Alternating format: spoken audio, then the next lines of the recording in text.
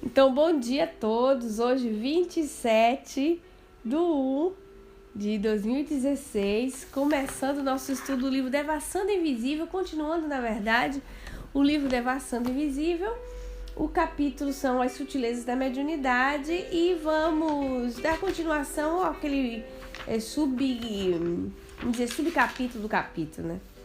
Que ela fala da psicometria, tá certo? Então, a semana passada nós tínhamos tratado dos argumentos da psicometria, como era, como não era, algumas colocações de Ernesto Bozano, e a Dona Ivone agora entraria de cara nas suas experiências psicométricas. Primeiro ela contou de algumas pessoas de literaturas que tinham falando do argumento, e agora ela vai contar a sua própria experiência, tá certo? A sua própria experiência.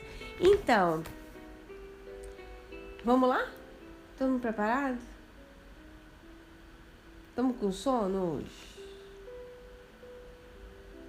Vamos lá.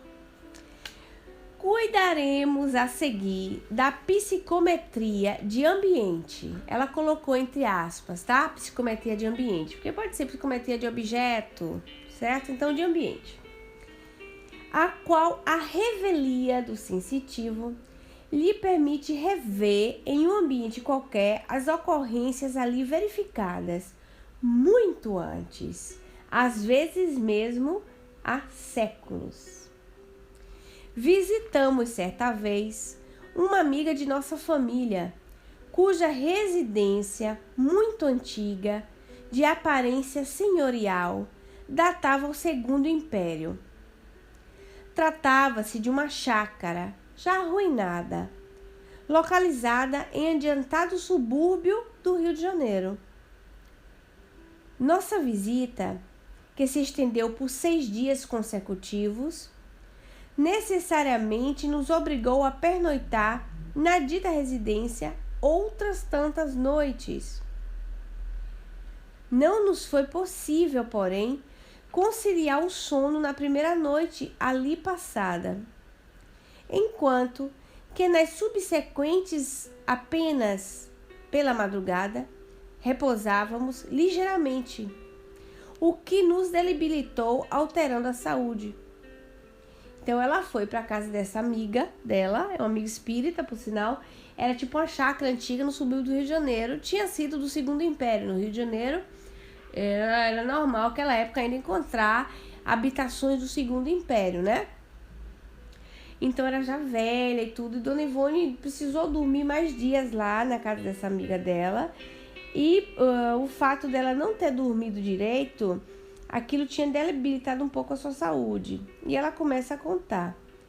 É o que ali acontecera durante a escravatura. Pelos meados do Segundo Império, nos foi revelado pela própria ambiência onde os fatos ocorreram, fotografando-se as imagens provavelmente nas ondas etéricas de que se trata o Sr. Meyer. Então, o Sr. Meyer, Frederick Meyer, era um inglês, professor de Cambridge. Cadê minha amiga Nael, então, a pronúncia boa em inglês? E ele escreveu um livro muito importante, A Personalidade Humana, e eu fui estudar quem era Meyer para eu poder dizer para vocês. É interessante, né? Você ver falar o nome que a Dona Ivone fala, que as ondas etéricas como tratada do Sr. Meyer. A gente tem que saber quem é o Sr. Meyer, ou não? Então o Sr. Meyer, ele se escritor interessante e ele era inglês. Então ele, por exemplo, esses seus tratados de estudos da psiquismo, né, do psiquismo, da prova da vida depois da morte, escreveu um livro chamado Fantasmas dos Vivos. E o Conan Doyle, o Ser Conan Doyle e Ernesto Bozano foram praticamente, assim, digamos, convertidos através das obras de Sr. Meyer, tá? Então, as ondas etéricas é o que a gente fala assim, certas situações ficou escrito no éter. Não tínhamos falado isso a semana passada? Ele classifica por ondas etéreas. Então, o que foi vivido fica gravado, digamos, no ar. O jeito de dizer. É um modo muito simples de fazer referência as ondas etéricas ou éter, né? Tá gravado naquele ambiente, não na parede material, mas na ambientação, na atmosfera, vamos dizer assim, espiritual daquele ambiente. É o que ela refere, né? A chácara fora uma fazenda de escravos. Assistimos ali, então, as cenas típicas da escravatura. Desapareceram as ruas atuais que estruturam o bairro, a paisagem que compõe o panorama do momento. As nossas percepções espirituais, estávamos em vigília. O que víamos não era como um sonho, nem durante os transportes, mas em nosso estado natural, embora estado recolhida. Então ela diz assim, olha, ela não estava dormindo, tá? Não estava em transe, como dormia, saía do corpo. Ela fala dos momentos que ela saía do corpo e se transportava de um lugar para outro. Mas ela estava acordada. Ela se encontrava em estado de vigília, só que recolhida. Vocês acham que o fato do recolhimento influenciava isso? Bastante, né? Porque o recolhimento, de uma certa moda, aplaca eu ia usar uma expressão baiana, né? Já ia dizer furdunço. Eu sou demais. Aplaca a confusão mental que o dia a dia nos dá. A interação com outras pessoas, as informações que absorvemos. O furdunço é bom, né, massinha? Então, aplaca isso aí. Então, o recolhimento faz com que os nossos sentidos se retraiam mais, né? Então, por exemplo, nós criamos um nível de concentração melhor. Então, é um recolhimento. Você sabe que essa expressão recolhimento é muito tratada pelo codificador no Livro dos Médiuns? Que, por exemplo, a gente precisa evocar um determinado espírito para uma comunicação e tal, que não é só o querer, eu quero falar com fulano, não dá, né? Então, era necessário um recolhimento constante, um pensamento constante, com uma boa, com um bom objetivo, com um objetivo nobre para que aquilo acontecesse e que fosse com um recolhimento constante e não fosse fugaz, porque às vezes a gente diz uma coisa que é uma coisa, já introduz uma outra informação, né? Quando a gente deseja ir daqui a pouco outra informação, a nossa mente fica bombardeada de informação. Aí a gente não tem aquele recolhimento necessário para a emissão daquele desejo, né? A força do pensamento, porque o pensamento ele é criador. Tá certo? Então, tem a ver, né? Ela estava acordada, mas ela estava já recolhida. Se ela estava recolhida, ela não estava com outras pessoas, ela estava com ela para com ela mesma. Então, ela estava concentrada nas suas percepções. Era nesse momento que ela percebia esse ambiente das ondas etéricas, o ambiente espiritual, de onde ela estava nessa casa, e ela percebia aquele período ali, aquele período quando aquela chácara era uma fazenda e tinha os seus escravos, tá? Então ela via. Vocês sabem como é que eu gosto de fazer uma analogia? Quem já foi em cinema 3 dimensões aqui? 3D. Não precisa mentir. Quem já foi? Levanta a mão. Quem já foi? Embora, gente. Vocês têm pautal que não vai em cinema de 3D, minha gente? 10 anos de pautal. Só vocês. Só a Diana é massinha até hoje, gente. A Mara. Raquel já deve ter ido, né, Raquel? Tem menino pequeno? Diana foi ver Avatar. Deve ter sido espetacular. Eu não posso ir não, que eu fico com náusea. Fico contrariada, não posso ver, mas eu já fui uma vez. Pois é, em 3 dimensões. Tá vendo? Raquel, tenho certeza que foi. Raquel tem menino pequeno, foi forçado, mesmo sem querer, teve que ir. Não é? Então, quem tem criança normalmente vai cinema de 3 dimensões. Então, você tá com aquele óculos no rosto e você tá dentro do filme, não é assim? É tudo real, tá tudo passando junto a você, é uma sensação incrível. Você tá dentro do filme. A Dona Ivone nos relata uma coisa parecida, mas ela está em desdobramento. Sai do corpo mesmo e vivenciava isso, mesmo que não fosse uma realidade espiritual, era um filme que estava acontecendo lá dentro. Como ela conta, num conto, não conta demais, né? Quando ela nos relata um conto de Camilo Castelo Branco, tá? Mas e agora ela tá acordada. Então imagine vocês com o óculosinho do 3 dimensão.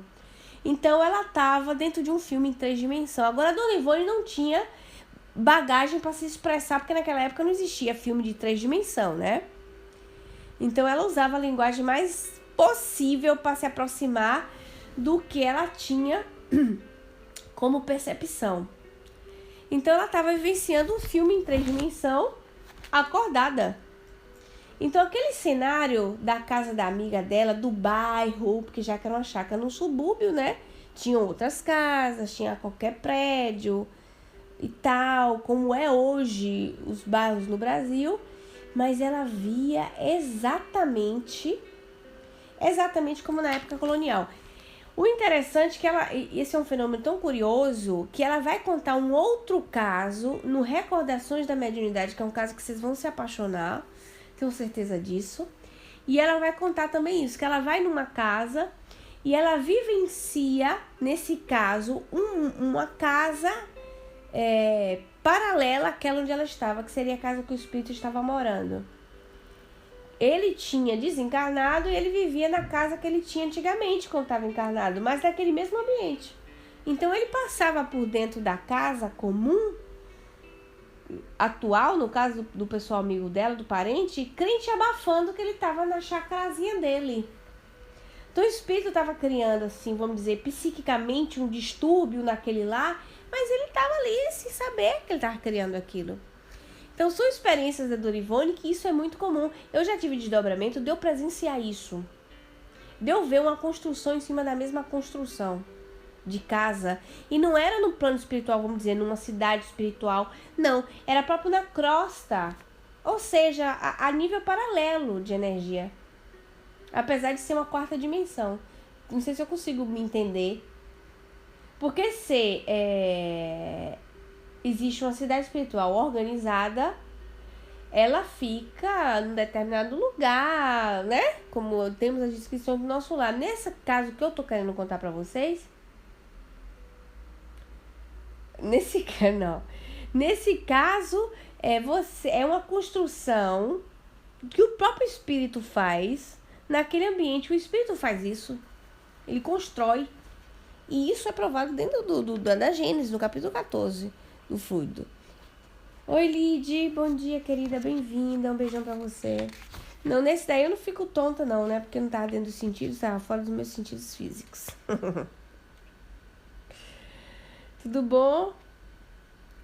Então, é lógico.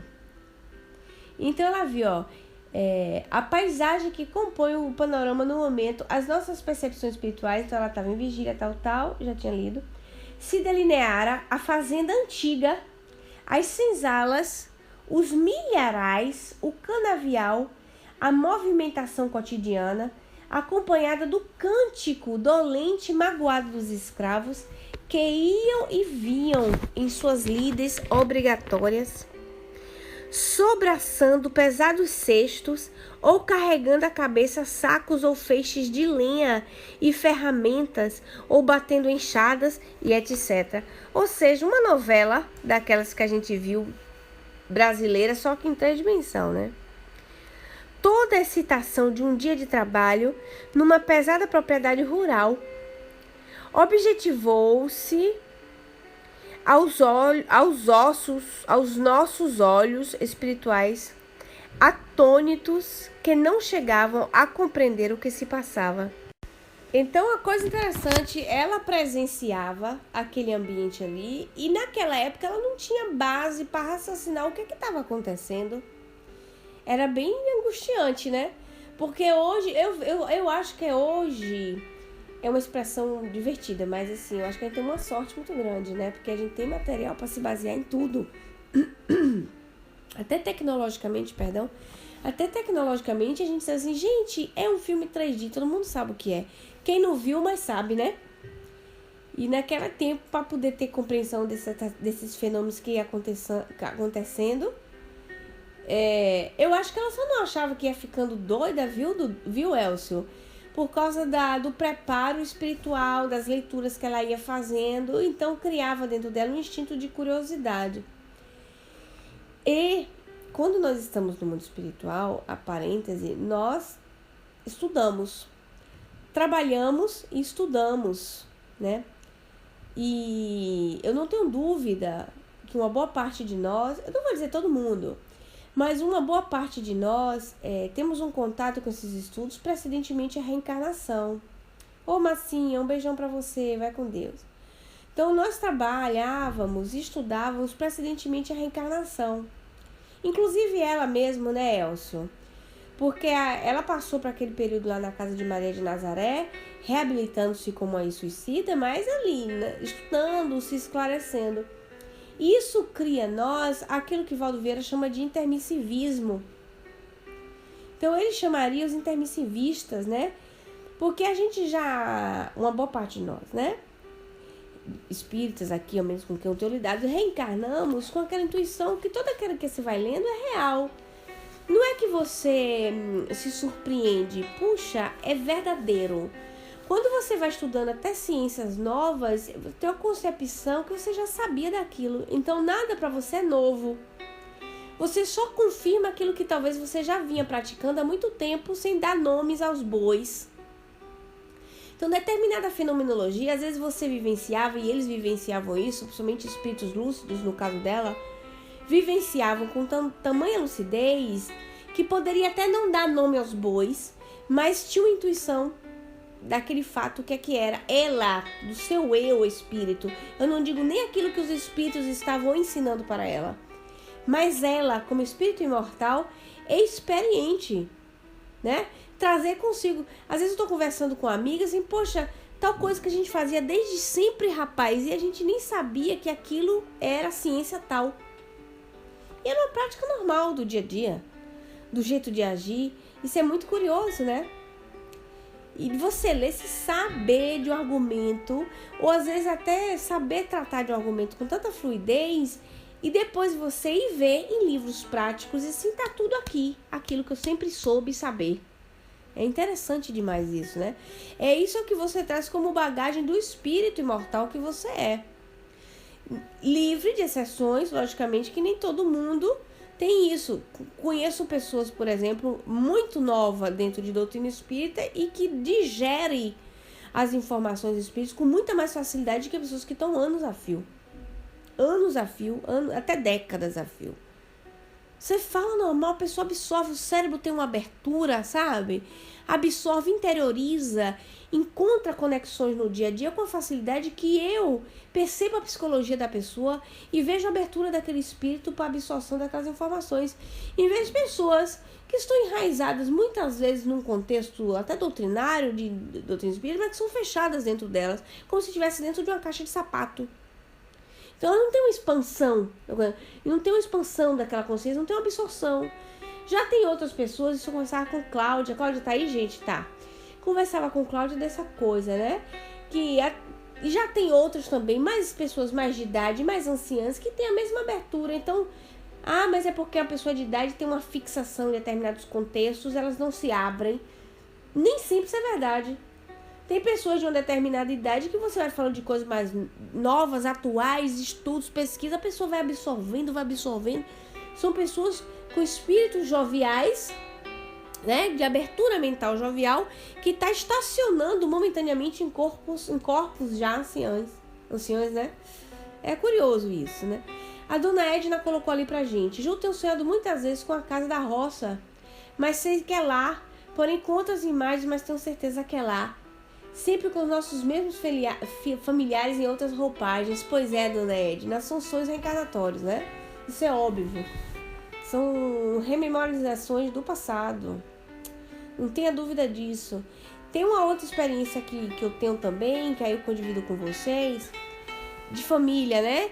Que a casa dos meus avós paternos, onde meus tios viveram por muito tempo. Meu pai também desencarnou naquela casa. E aquela casa, hoje já tem muitos anos que eu não vou na casa, então já deve ter uns 10 anos que eu não vou naquela casa, 10, 12 anos. Essa casa, nesse meio tempo, foi vendida. Foi reestruturada, me disseram que essa casa foi reestruturada. Não é mais como a sua origem. Mas quando eu vou em Feira de Santana, que eu tenho que me encontrar com alguns parentes, eu me encontro ali. E não é um sonho, né? Assim, uma criação mental. Não, é uma coisa real. Então existe uma criação mental naquele ambiente doméstico, no qual aqueles espíritos afins se reúnem naquele ponto, naquele ambiente. É incrível, eu vejo os detalhes da casa, as mesas. E eu tenho a percepção nítida de estar sentada na mesa, conversando com meu pai, ou com os tios meus. E naquele mesmo lugar. E a casa, de fato, não é mais assim. E não é nem dizer assim que é no ambiente espiritual. Não, não é não. É lá mesmo. É no ambiente de crosta. Isso, assim, é extremamente curioso. Curioso, né? Curioso. Muito curioso isso.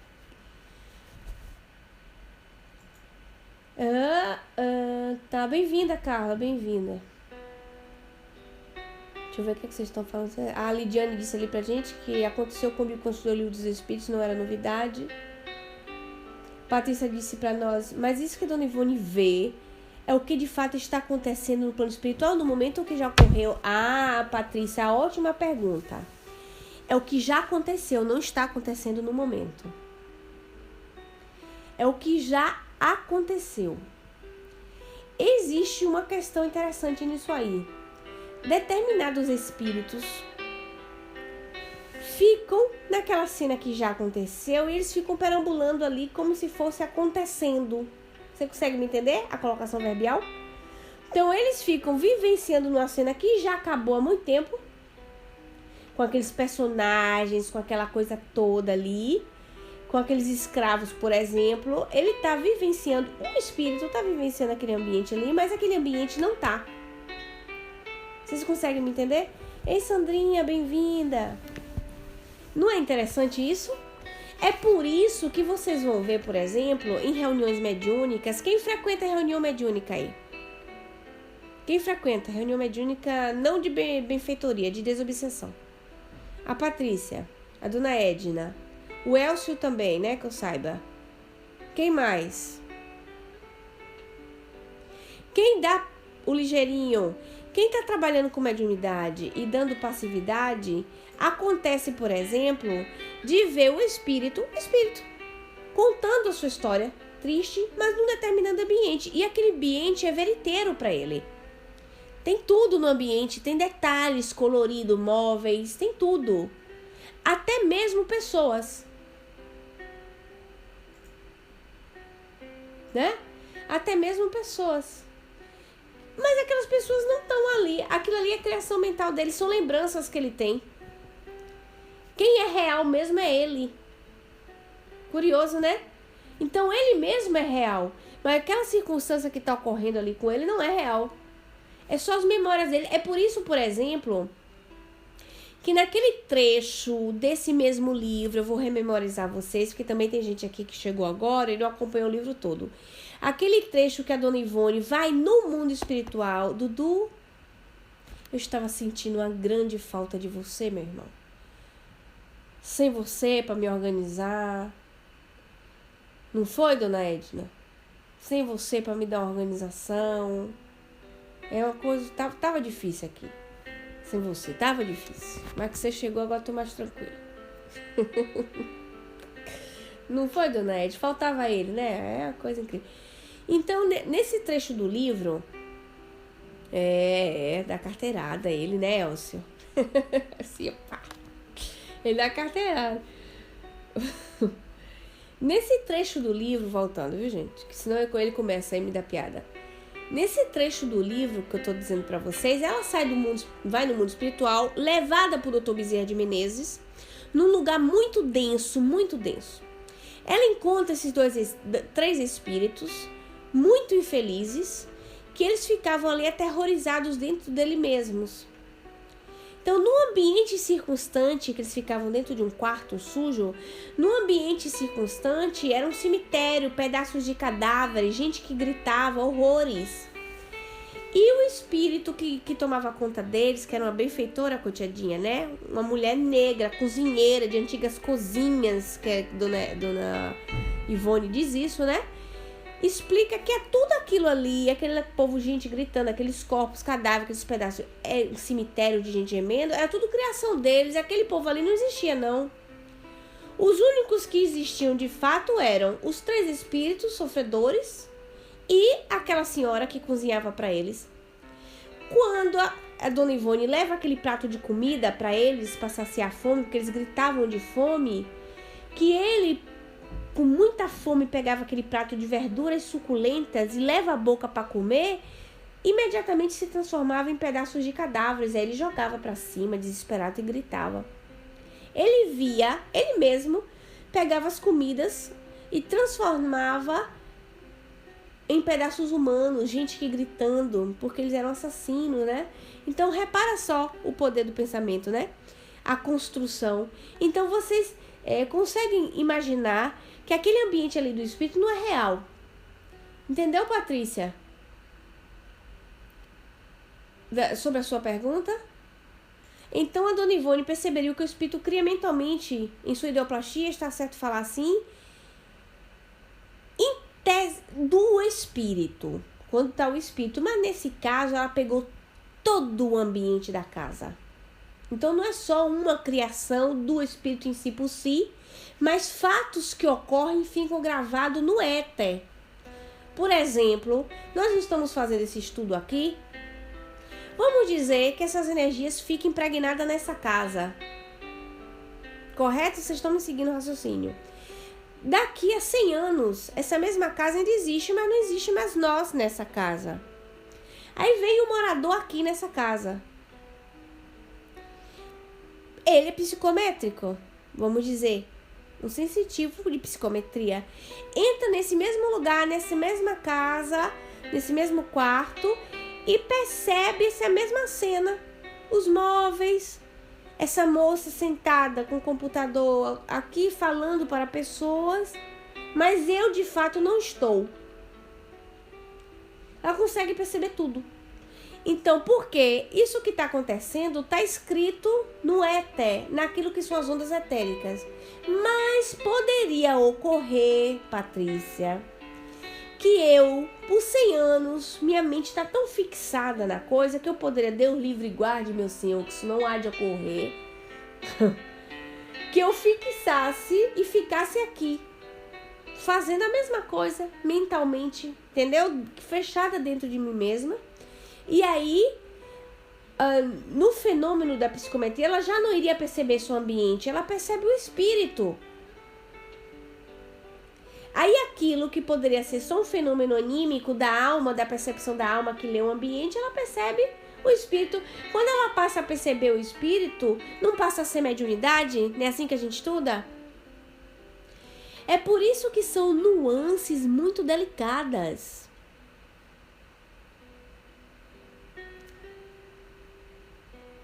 Entendeu?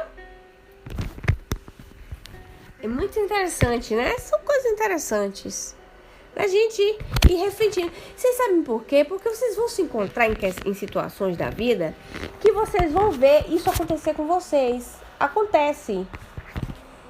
Numa mediúnica, por exemplo. Então, vocês podem, por exemplo, entrar dentro de um museu e ver no museu de um castelo e ver fatos que aconteceram no castelo sem necessariamente, olhe bem, sem necessariamente ter vivido no castelo, sem necessariamente ter sido uma encarnação sua ali, sem necessariamente você estar vendo espíritos. Você pode estar vendo as cenas que ocorreu. Quando são as cenas do que ocorreu, é o que se chama psicometria. Só que nisso aí pode ocorrer que tem espíritos mesmo, né? E aí você está tendo uma evidência. É curioso, é muito curioso. Por isso que é através do estudo, vai se separar o joio do trigo. Porque o caso do Romano no castelo O menino pode ter vivido no castelo? Pode, mas o menino pode ter captado todo o ambiente sendo criança e estando em desdobramento, que o espírito não está tão ligado, estreito ao corpo, ou é uma facilidade do sensitivo, e ele ter percebido todo o ambiente do castelo e saber certinho onde é que tinha banheiro, onde é que tinha nada, foi uma percepção da criança, sem que exatamente ele tenha vivido ali. Então, como é que eu vou saber se a pessoa viveu ali ou é um fator psicométrico? Não sei dizer. Boa pergunta. Eu acho que só com muita pesquisa, informações, pesquisar o indivíduo, né? Pesquisar as tendências, toda uma avaliação da pessoa, né? Que a gente não pode nos arvorar a deduzir uma coisa sem uma pesquisa profunda. Elcio diz para nós, muitos ainda estão presos em locais, e estão mesmo, muitos estão. Raquel diz pra gente, esta é a dúvida, pois é isto que instiga nós, né, Raquel, o espírito de pesquisa, é isso que o espírita tem que ser observador, pesquisador, não ter a mente fechada, abrir, observar, ver a vivência, anotar, escrever, olha, tal coisa, pá, escreve. Porque a família em si é um laboratório. Então, nesse laboratório, você observa tantas dessas coisas que você pode pegar os 5 livros da codificação, botar frente e fundo e você encontra dentro de casa. E você encontra reencarnação, você encontra ciência, você encontra falando de fluido. Olha, gente, você encontra de tudo. Daqui a pouco você encontra isso no trabalho, na escola, no grupo espírita. Vocês entendem? Então, tem que ter os olhos de ver e de pesquisar e de observar. Porque o conhecimento cresce o espírito também. O espírito, ele também cresce nessa parte. Faz parte da evolução, né? A Lidiana diz para nós, eu moro na Alemanha. E aqui tem muitos museus e castelos. Fui em muitos e já tiro muitas fotos. Depois olho as fotos com atenção para ver se tem algum espírito, porque o ambiente é diferente. Ô Lidiane, depois eu vou dar um contato de uma amiga que eu tenho, que ela é ótima para achar espírito em foto. Viu? Depois você senta em contato comigo. A dona Edna... Ai, meu Deus, a dona Edna disse ali. Eu ri, viu, Lidiane, mas tô falando sério. Tô brincando, é porque tem que ter um espírito de pesquisa mesmo. Você sabe que eu também tiro foto, não vejo nada, menino, fico contrariada. Mas eu conheço uma mocinha que ela tem um olho fino. Dona Edna disse, realmente a gente observa com a luz da doutrina tentando aprender. Exatamente, Dona Edna. A Patrícia diz para nós, e quando entramos em um ambiente e nos sentimos bem ou não, sem perceber nenhuma imagem, isso seria psicometria também? Isso seria uma leitura da psicosfera, né, Patrícia? A psicometria está mais ligada a você, entra, sente o ambiente, Vamos dizer assim, a psicometria está ligada a você sentir a história do local ou das pessoas ligadas àquilo ali. Certo? Do local ou das histórias ligadas àquilo ali. Vamos dizer assim, nesse caso de você sentir bem-estar ou não bem-estar, é uma sensibilidade. Oi, Roi, um beijão, bem-vinda. Alegria ter você aqui, viu? De você sentir o ambiente, então a sensibilidade do seu espírito mesmo. Então é uma leitura, vamos dizer, da psicosfera em si, do ambiente, que no fundo, viu, Patrícia, são só nuances de um fenômeno que se chama emancipação da alma. Por incrível que pareça. Por incrível que pareça, são só nuances, uma escala do mesmo fenômeno. Então, quem percebe sua psicosfera, quem percebe as imagens daquilo ali, aquilo vai crescendo, né? São nuances da mesma fenomenologia, ou seja, a expansão do perispírito, que faz a leitura dos ambientes. Para você ter uma compreensão se aquilo faz parte de ser mediúnico ou não mediúnico, é com estudo, com a observação. Porque você fica, tá lá lendo um livro, tá estudando não sei o quê, mas na prática você tá amarelando, não consegue perceber o ambiente, não consegue sacar, né, teu olho de pegar a coisa. Então você tem que associar o estudo teórico com a vida prática. O estudo teórico com a vida prática. O Elcio disse ali pra gente: nas visitas fraternas que faço, não vejo. Sinto a presença atraidores física dos espíritos. Pois é, uma percepção que você tem sem a visão. Ô Elcio, pois é. Você vê, né? Eu sou doida pra escrever um livro. Um dia eu vou escrever um livro de contos e racontos de experiências. Porque mesmo não sendo mineiro, eu sou boa de história. De história não, nem história não, gente. Como é que fala quando um conta história? Aí eu ia contar as minhas, dos outros, causos. Bom, isso mesmo, dona Edna. Esse é meu lado mineiro reencarnatório. Você ia gostar, Dudu, de eu escrever um livro assim? Quem sabe na minha idade mais velha? Eu vou fazer experiência. Daqui a uns 20 anos. Daqui a uns 20 anos eu vou pensar em fazer isso.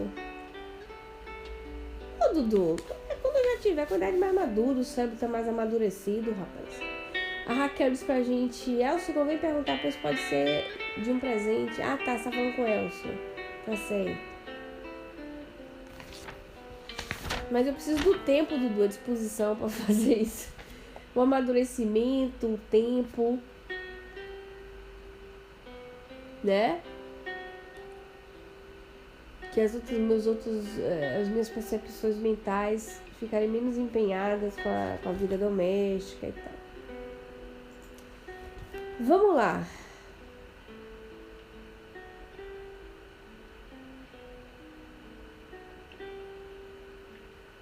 Ok.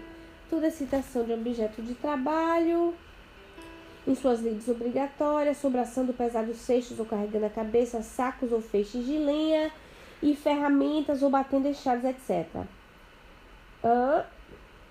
No pequeno pátio lateral, para onde deitavam janelas e portas do aposento que ocupávamos, separado do terreiro, fronteiro por um muro, típica obra de cantaria que denunciava o labor do braço escravo, vimos uma escrava trajada de saia preta e camisa de algodão cru, lenço branco e cabeça, mexendo com enorme colher de pau em um grande tacho de cobre, cujo conteúdo refervia sobre um fogão de pedras e tijolos, no próprio chão, parecendo tratar-se de um sabão de cinza, fabricado em casa, o que era comum pela época. E até há bem pouco tempo em certa cidade no estado de Minas Gerais. Descreveu com detalhe o ambiente onde ela viu essa escrava. E ela vai contando com a maturidade, né? Explicando detalhes. Nossa Senhora. Outra escrava, no mesmo local, em plano aéreo pouco mais elevado, surrava com uma palmatória um moleque, provavelmente o seu filho, regulando 8 a 10 anos de idade, o qual, de bruços sobre seus joelhos, esperneava, gritando sem parar. E vimos um velho escravo, atado ao pelourinho, pelos pulsos, para o suplício do chicote, o qual chorava e gemia angustiadamente, invocando o socorro divino. Meu Deus do céu, meu anjo da guarda, tenham dó de mim, enquanto se repetiam os estalidos do chicote, acionado pelo capataz. Ela bota uma nota, eu vou ler para vocês. Se não for a assistência dos nossos irmãos guias, e ainda a operação psíquica para a imunização do médium, que já nos referimos a esta cena, suportados por nossa faculdade durante 6 noites consecutivas, provavelmente teriam alterado nosso sistema de vibração mental, ocasionando um gênero de obsessão.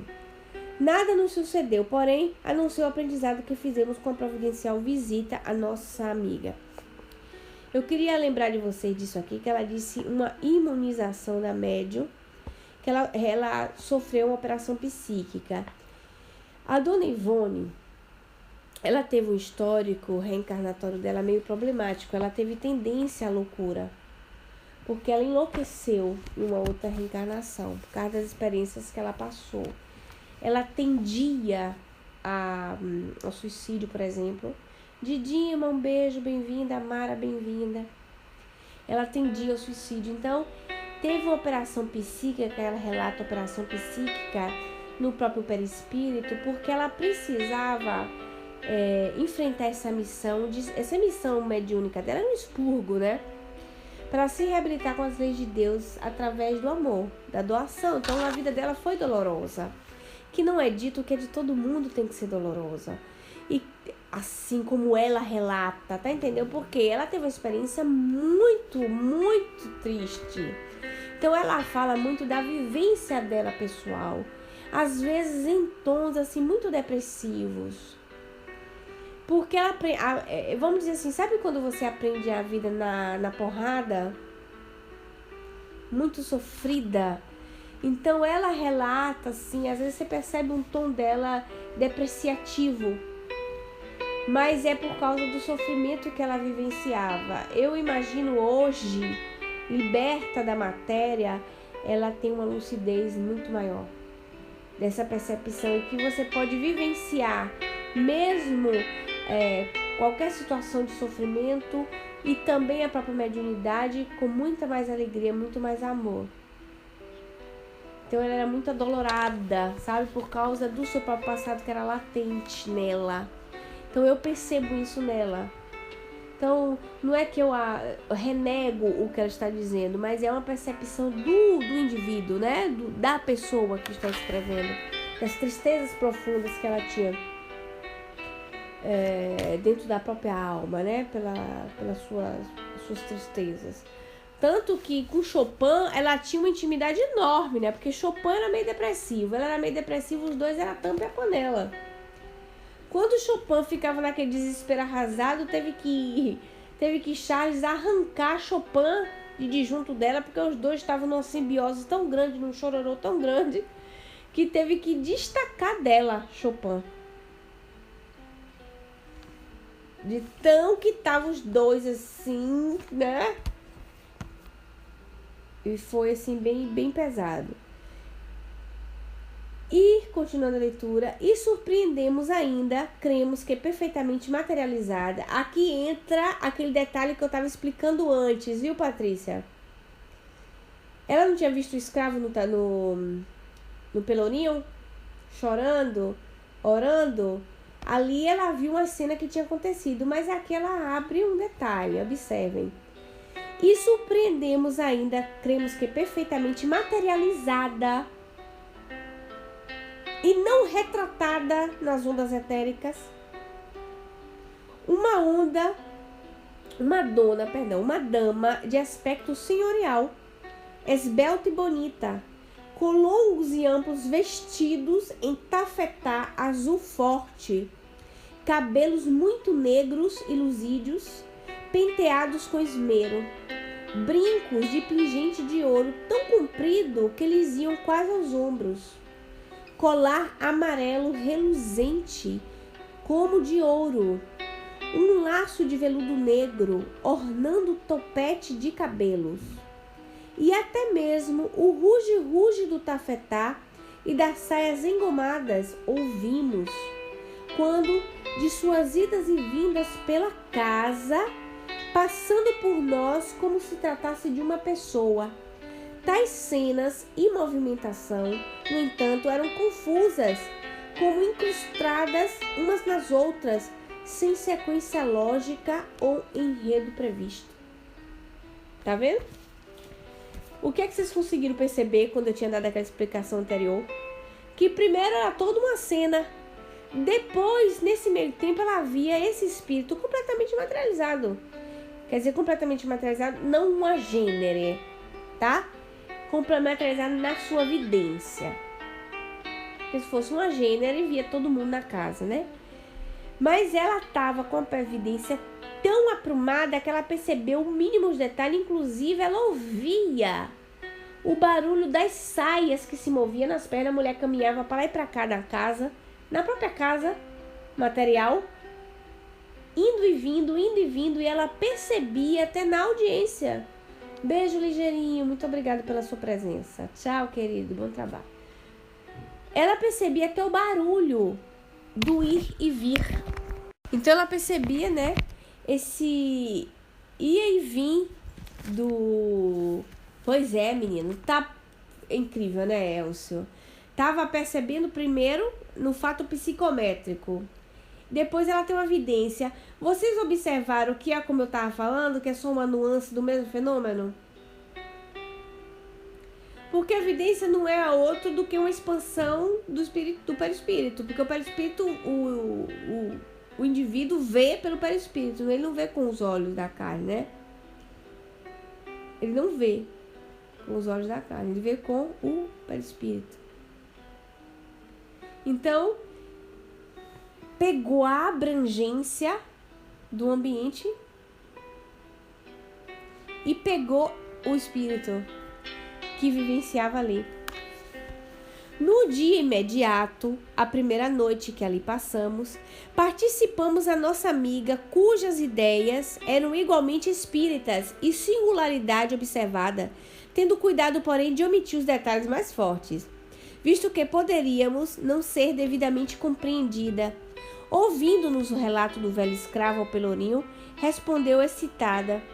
Ela não contou todos os detalhes, porque ela ficou com receio de não ser devidamente compreendida. Nem todo espírita antigamente compreendia tudo. Os espíritas de hoje compreendem tudo quando a gente conversa? Existe tanta resistência ainda, né? Tem fatos provados, a ciência está provando, o povo está pesquisando, está demonstrando e o espírita está lá fechado. Fechado. Então vocês imaginem naquela época. Que naquela época não tinha um conteúdo de informação, nem um escâmbio de informação como tem hoje. Então ela aqui ficou receosa. Vocês lembram daquela mesa mediúnica que o Dr. Bezerra de Menezes incorporou num médium muito bom e falou da invenção do rádio e da televisão e doutrinaram o Dr. Bezerra de Menezes como se fosse um espírito obsessor porque estava dando uma informação, uma mistificação? Vocês lembram? Eu dou risada disso, porque eu tô com os espíritos superiores quando diz que é melhor rejeitar uma verdade do que aceitar 10 mentiras. Você não sabe dessa não, Elcio? É muito engraçada. Ela que contou. A dona Ivone é boa de contar causa, minha filha. Ela tá lá, diz que um médium... É aqui nesse livro, os capítulos antes. O médium incorporou na mesa, era o pai dela que tava lá, né? Um médium muito bom de psicofonia. Era o Dr. Bezerra. E ele falou da criação do rádio, da televisão, inclusive dos meios de comunicações através da televisão dos espíritos. Aí o povo da mesa achou que era mistificação e repreendeu o Dr. Bezerra e doutrinou como se fosse uma obsessão. Eu vou lhe dizer porque você sabe que amiga de você mata a cobra mostra o pau, né? Eu vou lhe dizer aqui, ó, no mesmo capítulo, item subcapítulo número 1, isso ocorreu no ano de 1915, na cidade de São João del Rei, em Minas Gerais. O médium que ela disse que é muito boa era o Silvestre Lobato. O espírito é Dr. Bezerra de Menezes, que ele anunciou o advento da rádio e da televisão, asseverando que este único invento ou descoberta facultaria ao homem mais tarde captar panoramas e detalhes da própria vida do mundo invisível, antecipando assim que a ciência, mais do que a própria religião, levaria os espíritos muito positivos a admitir o mundo dos espíritos. Não é a transcomunicação instrumental, que aqui na Europa a gente trabalha tantíssimo com isso, né? A gente, né? Ousada. Então aqui a gente tem uma facilidade muito grande de ver coisas, procurar em fotografia, em televisão. E Dr. Bezerra de Menezes disse isso em 1915, Viu, Elcio? Olha, a revelação foi rejeitada pelos componentes da mesa. O médium viu-se acoimado de invigilante, convidado a orar e a vigiar. E o espírito comunicante, doutrinado como mistificador e perturbador da ordem do bom senso. Que saia justa, né, Elcio? Já pensou, doutor? O espírito perturbador da ordem do bom senso, em 1915. Muito engraçado isso, né? Que logo depois veio a descoberta no rádio, gente. E a descoberta da televisão, né? Ai, meu Deus. Pois é, o médium bichinho deve ter ficado escabriado, né? Mas é aquela história, né? São coisas que acontecem. E foi o próprio espírito Erasto, né? Que a gente era melhor rejeitar uma verdade do que aceitar 10 mentiras. Porque a verdade, como diz em italiano, prima o poi, dia ou menos dia, sai, né? Vem, fica óbvia e vai estar aí à disposição de todos nós. E é assim, realmente, fez-se pesquisa. Quando ela fala isso nesse livro, que é 65, se não me engano, Devassando Invisível, quando foi lá para os anos 70, esse livro é de quando, Juliana? 63, perdão. E depois, quando foi ali 70, 80, começou a sair tantas pesquisas, né, através disso. E hoje em dia, pesquisas sérias, de gente séria, viu?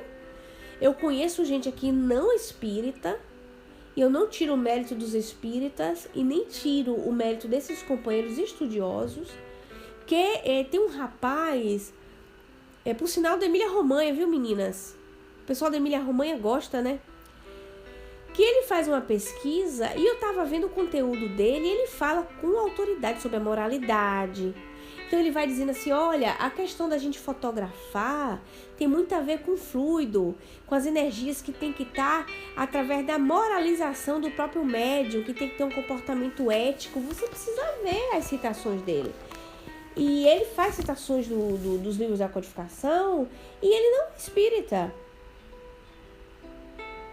Aí é metapsíquico. Metapsíquico, eu ainda vou ter tempo de fazer amizade com ele. É meu amigo no Face. Esse Face a gente faz amizade com muita gente. Ele bota umas fotos lá, eu fico lá só estudando. E são fotografias claras. Você sabe quem é ele, Carla? Ele é jovem. É porque agora, se não for abrir Face, olhar nome e tudo. Rapaz jovem. Que Camilo, Dudu.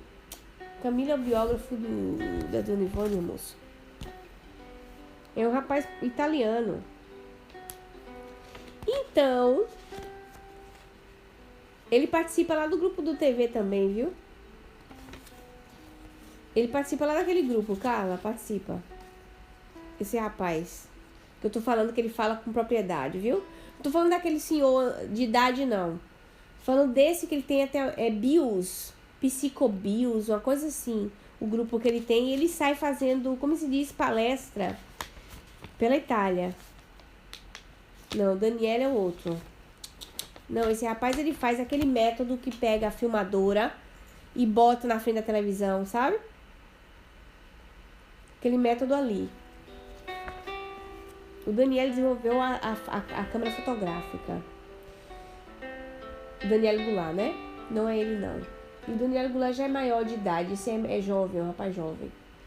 Então, a Dona Ivone, o que é que ela faz? Com receio, ela não conta todos os detalhes. Acho que é pra mulher não ficar achando que ela tá ficando pirada, né? A gente não pode nem contar esses detalhes muito, que o povo diz assim, meu Deus, fulano tá obsediado. Porque às vezes são fenômenos que acontecem na cotidianidade, são coisas normais. E que a pessoa não pode dizer, nem falar no seu grupo espírita, senão o povo vai dizer, vixe, tá obsediado. Não é? Então, tadinha de Dona Helena, pois é.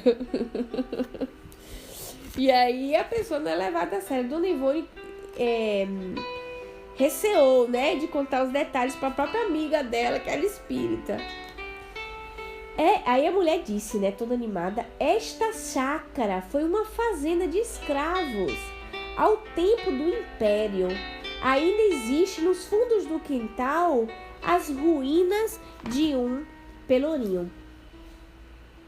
E aqui eu vou terminar, porque vamos concluir nosso trabalho. A coisa é gostosa, né? Vamos dizer a verdade. Mas eu vou deixar vocês em suspense para a semana que vem. Ai, meu Deus.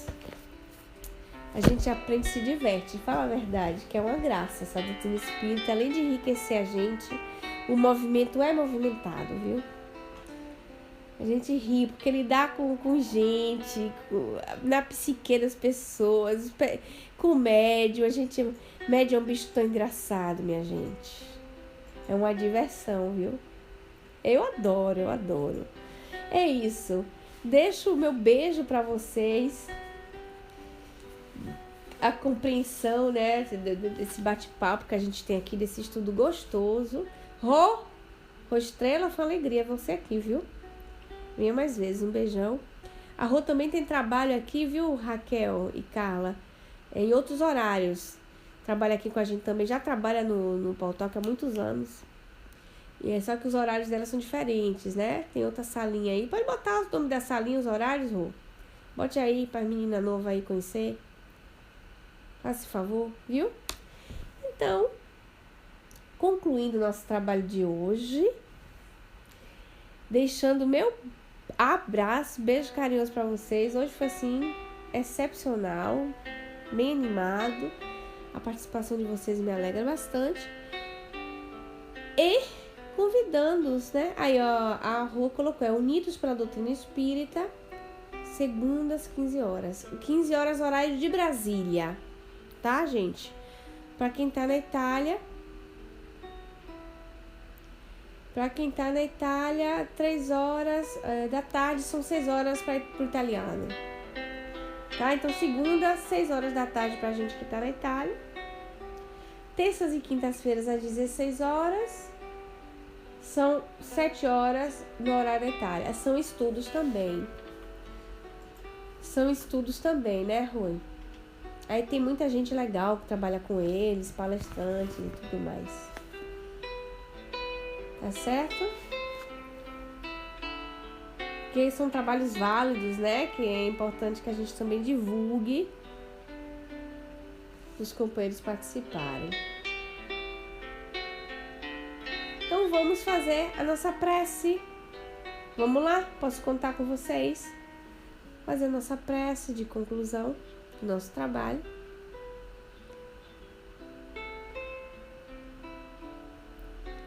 Unindo os nossos pensamentos.